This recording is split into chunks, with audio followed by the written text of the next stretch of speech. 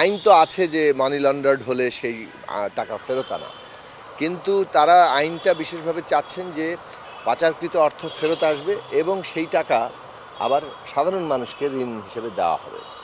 এখন এই জন্য যে বিশেষ আইন, সে আইনেরও খসড়া তারা করেছেন।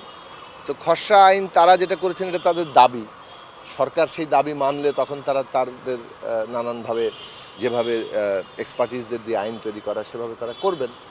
এবং ওইটা তারা জনগণকে উদ্বুদ্ধ করেছেন যে যদি ঐক্যবদ্ধভাবে আমরা এটা দাবিটা তুলতে পারি তাহলে এরকম একটা আইন পাশ হয়, তাহলে প্রত্যেকেই সহজ শর্তে তারা বিনা সুদে ঋণ পাবে।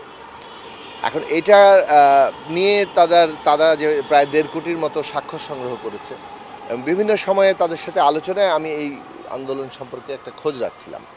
এবং তারা এর আগেও আগস্ট মাসে এখানে একটি সমাবেশ করেছে। আজকে তাদের পূর্ব নির্ধারিত একটা মহাসমাবেশ ছিল। সরকারের কাছেই তারা দাবি তুলছে এবং তাদের আন্দোলন তো একটা অহিংস আন্দোলন হিসেবেই নামের মধ্যেই আছে। তো এই আন্দোলনের এই কর্মসূচি নিয়ে পুলিশ প্রশাসন কিংবা মানে অনেকের মধ্যে একটা ভুল বোঝাবুঝি হয়ে থাকতে পারে। আমার ধারণা যে এখানে একটা অভিযোগ উঠছে যে যারা এসছেন এখানে তাদের অনেককেই ভুল বুঝিয়ে আনা হয়েছে কিংবা তাদের কাছ থেকে নিবন্ধনের টাকা নেওয়া হয়েছে।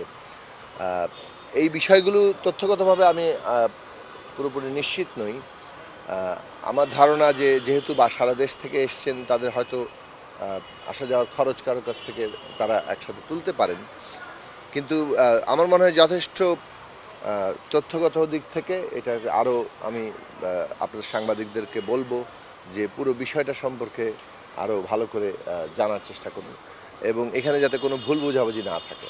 এবং একটা বিষয় আমি বলবো যে কোনো আন্দোলনকেই একটা প্রতিবিপ্লব কিংবা আওয়ামী লীগ তার মধ্যে ঢুকে পড়ছে এইভাবে দেখা আমার মনে হচ্ছে যে ঠিক হচ্ছে না। কারণ হচ্ছে যে মানে এইভাবে দেখার মধ্যে দিয়ে জনগণের যে বিভিন্ন অংশের দাবি দেওয়া আছে, তাদের যে কারো মানে সত্যিকার যে সমস্যাগুলো আছে, ইমিডিয়েট সমস্যাগুলো আছে, সেগুলো এই আড়াল পড়ে যাবে। যে কেউ দাবি তুলতে ভয় পাবে এবং তারা মনে করবে যে এই দাবিকে আসলে একটা আওয়ামী লীগ ব্র্যান্ডিং দিয়ে সেই দাবিটাই মাঠে মারা যাবে।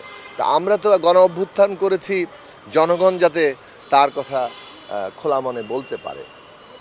এবং গত 15.5 বছর শাসন, এমনকি তার আগে থেকে আমি বলবো, জনগণের দাবি দেওয়াগুলো কিন্তু দাবিয়ে রাখা হয়েছে। তারা ঠিকমতো দাবি তুলতে পারেননি, তাদের দাবি পূরণ হয়নি।